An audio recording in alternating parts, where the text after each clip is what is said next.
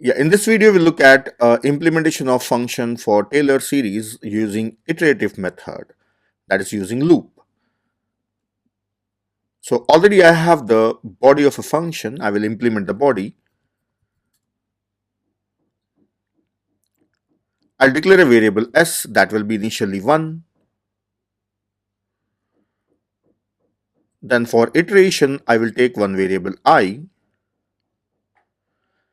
We need numerator and denominator, so I will take double numerator that is initialized with 1 and double denominator initialized with 1.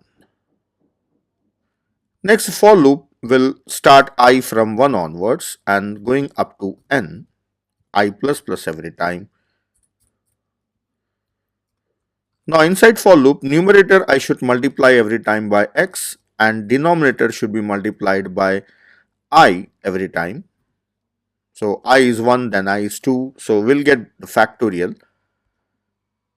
Then s should be added with numerator by denominator.